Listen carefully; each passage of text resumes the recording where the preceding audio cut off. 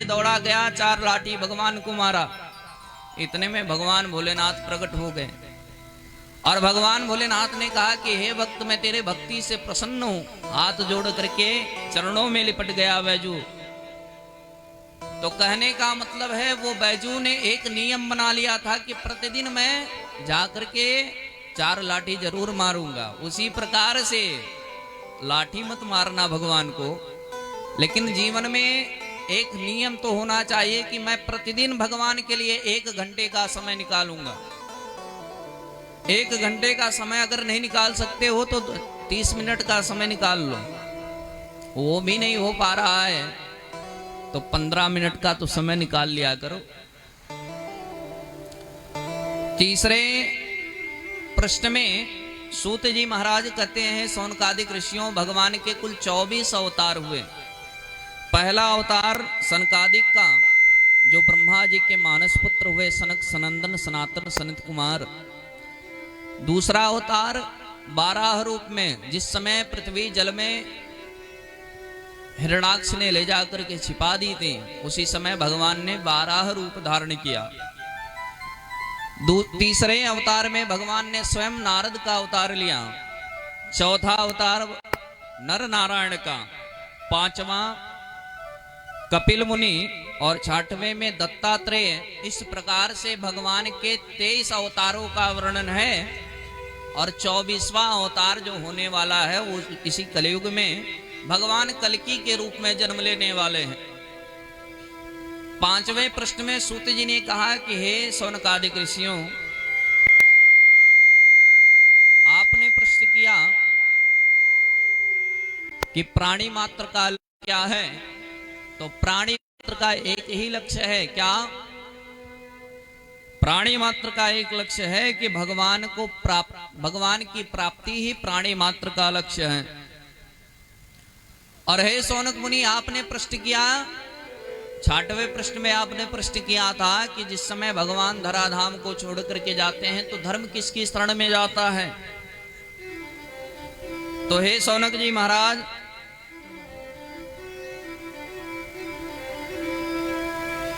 धर्म इसी श्रीमद् भागवत महापुराण की शरण में आ जाता है। और वैसे भी 24 अवतारों में भगवान के 2 ही अवतार परिपूर्ण हैं। एक रामा अवतार भगवान का पूर्ण रूप से है और दूसरा कृष्णा अवतार पूर्ण रूप से है। और दोनों अवतारों में जरा अंतर नहीं है। राम कृष्ण 2 एक हैं, अंतर नहीं निवेश। इनके नयन गंभीर हैं, उनके चपल विशेष। राजा रामचंद्र जी भगवान मर्यादा पुरुषोत्तम है, मर्यादा का पालन करते हैं, माता पिता की आज्ञा को धारण करते हैं, अपनी स्त्री के अलावा पर स्त्री पे दृष्टिपात नहीं करते हैं। लेकिन कन्हैया का नाम भी टेढ़ा, कृष्ण। कृष्ण को कहने पे जवान टेढ़ी हो जाती है और लीला करते हैं तो देखिए कन्हैया 3 जगह से टेढ़े हो जाते हैं। तो इनकी लीला भी टेढ़ी है। कभी जाकर के गोवर्धन उठा लेते हैं तो कभी गोपियों का चीर चुरा लेते हैं, कभी द्रौपदी की रक्षा करते हैं तो कभी गोपियों का चीर चुराते हैं। तो भगवान की, कृष्ण की लीला थोड़ी अजीब है, जबकि अंतर कोई नहीं है। सूत जी महाराज ने सौनकादिक ऋषियों से, सूत जी महाराज कहते हैं, सौनकादिक ऋषियों, भगवान राम और कृष्ण में कोई अंतर नहीं। तब सौनक जी ने प्रश्न किया, हे सूत महाराज, श्रीमद् भागवत महापुराण की कथा किस युग में किसकी प्रेरणा से लिखी गई? आप हमें बताएं कि भागवत कथा को श्री सुखदेव जी महाराज ने परीक्षित को किस कारण से श्रवण कराया था।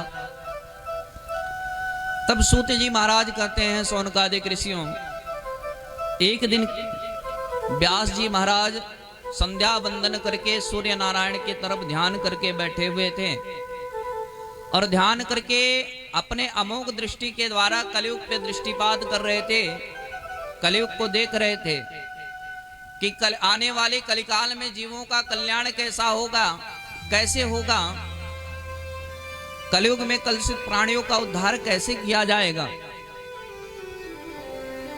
यही विचार कर रहे थे और विचार करते करते श्री व्यास जी महाराज ने एक वेद के 4 भाग कर दिए।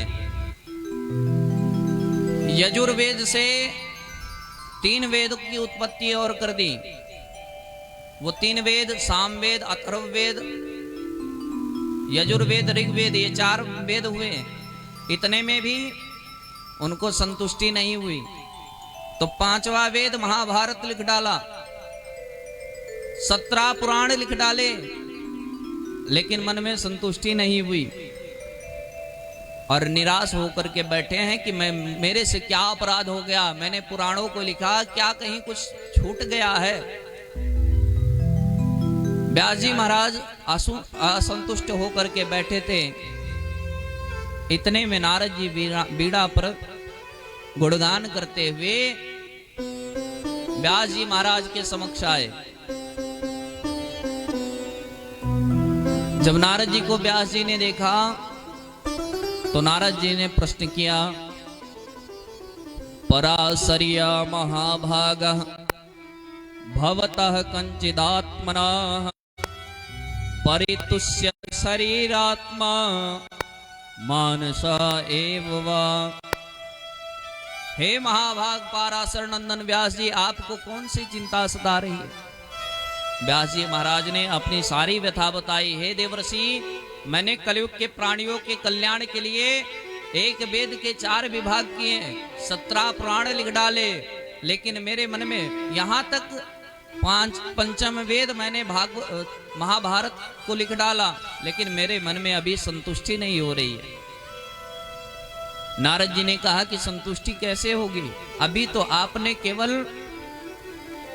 भगवान के बारे में लिखा, अभी तो आपने केवल वेद के बारे में लिखा, लेकिन भगवान और भगवान के भक्तों की कथा को नहीं लिखा। और जब तक आप भगवान और भगवान के भक्तों की कथा को नहीं लिखेंगे तब तक संतुष्टि नहीं मिलेगी। देवर्षि नारद कहते हैं कि जब तक आप भगवान के शरण में नहीं जाएंगे तब तक आपको ज्ञान प्राप्त नहीं होगा। आज मैं जो कुछ भी हूं वो भगवान की ही कृपा से हूं। नारद जी बताते हैं, मैं पूर्व जन्म में एक दासी पुत्र था और दासी पुत्र था, मेरी माता लोगों के यहाँ बर्तन धुलती थी। एक दिन कुछ संत महात्मा मेरे गांव में आए तो उन महात्माओं की सेवा में मेरे मैया को लगा दिया गया कि आप महात्माओं की सेवा करना, भोजन बना करके खिलाना। देवर्षि नारद बताते हैं कि मैं भी मैया के साथ में महात्माओं की सेवा में लग गया और सेवा करते करते जो महात्माओं का जूठन बचे वही मैं खाने लगा। महात्माओं के साथ रहते रहते जब महात्मा लोग जाने लगे तो देवर्षि नारद कहते हैं, मैं बड़ा दुखित हुआ। मैंने महात्माओं से कहा कि आप मुझे कोई मंत्र दे दो, मैं भी भगवान का भजन करना चाहता हूं। महात्माओं ने कहा कि महात्माओं ने 12 अक्षर मंत्र प्रदान किया और जब 12 अक्षर मंत्र नारद जी को प्राप्त हुआ तो नारद जी महात्माओं के साथ जाने के लिए जिद करने लगे। लेकिन नारद जी कहती हैं, मेरी मैया रोने लगी जिस कारण मैं नहीं जा सका, लेकिन मेरे पास महात्माओं का दिया हुआ मंत्र था, मैं उसी मंत्र का प्रतिदिन जप करने लगा। मेरी मैया को लगा कि ये साधु महात्मा बन जाएगा तो मैया ने विवाह कराने की बात कर दी। नारद जी कहते हैं, जब मेरे विवाह की बात आई तो मैंने मना कर दिया और एक दिन रात्रि कालीन वेला में अर्धरात्रि के समय ही मेरी मैया गो दोहन के लिए गई और गाय दोहने के लिए जब गई तो रात्रि में सर्प ने डस लिया और जब सर्प ने डस लिया तो मैया का प्राणांत हो गया। मैया के कर्म को करा करके मैं घर को त्याग करके निकल गया। और घर को त्याग करके मैं निकल गया जंगल के तरफ। जंगल में गया और भगवान को खोजना प्रारंभ कर दिया।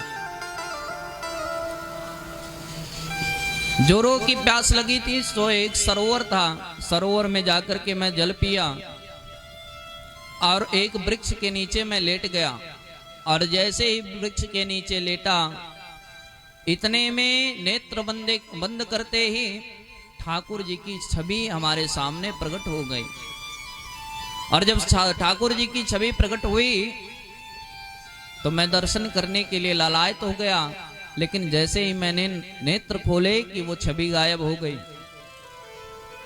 जिस प्रकार से एक मछली जल के लिए तड़प उठती है, नारद जी कहते हैं, उसी प्रकार से वो छवि जब मेरे सामने से हटी मेरे ठाकुर जी की, तो मैं भी तड़प उठा।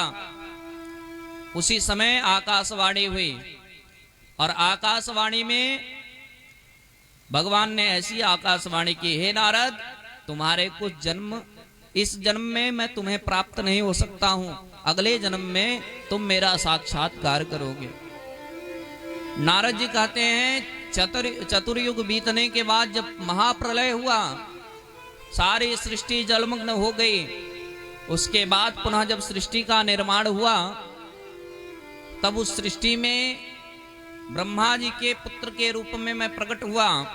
और ब्रह्मा जी के रूप में जब मैं प्रकट हुआ तो हमारे ठाकुर जी ने प्रसन्न होकर के एक मुझे बीड़ा प्रदान कर दी।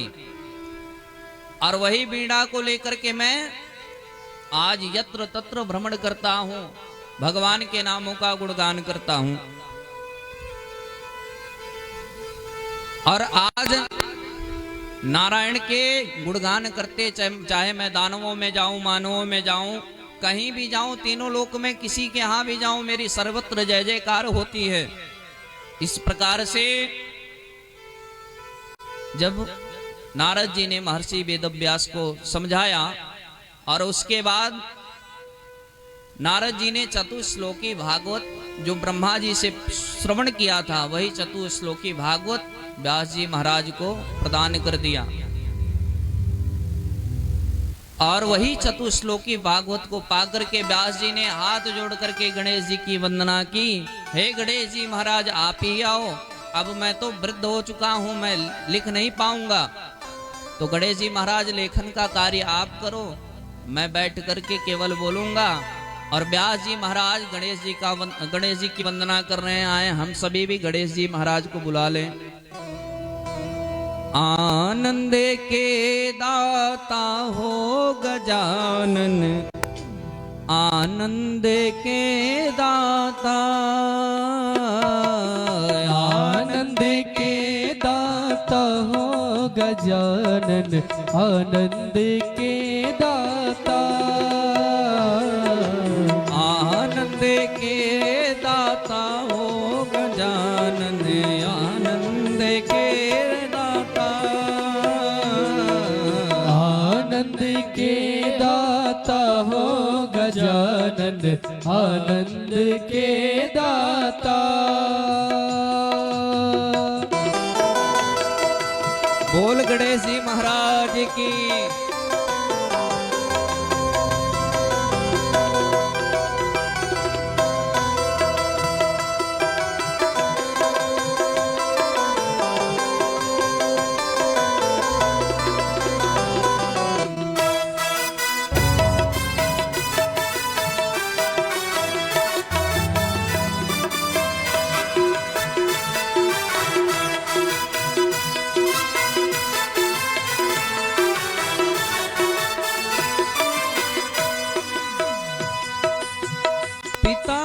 जिनके भोले बाबा, पिता है जिनके भोले बाबा, पिता है जिनके भोले बाबा, पिता है जिनके भोले बाबा, गौरा है जिनकी माता गजानन, आनंद के दाता, आनंद के दाता हो गजानन, आनंद के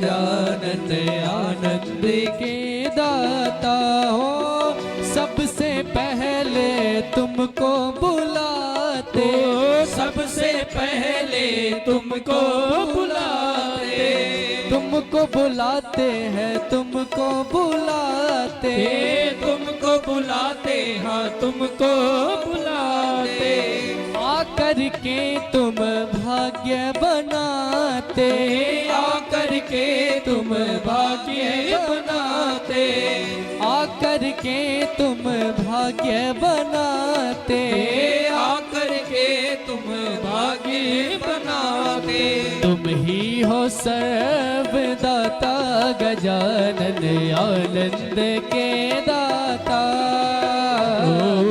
आनंद के दाता हो गजानन आनंद के दाता,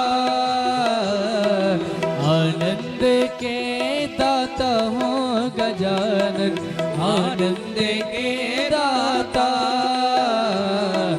आनंद के दाता हो गजानन आनंद के दाता। बोल गणेश जी महाराज की जय हो। व्यास जी महाराज ने गणेश जी का स्मरण किया। गणेश जी आए तो गणेश जी महाराज से व्यास जी ने कहा कि देखो मैं जो कुछ भी बोलूंगा आपको लिखना है। गणेश जी महाराज ने व्यास जी को सावधान किया, देखो मैं लिखने के लिए तैयार हूं लेकिन मेरी कलम रुकनी नहीं चाहिए।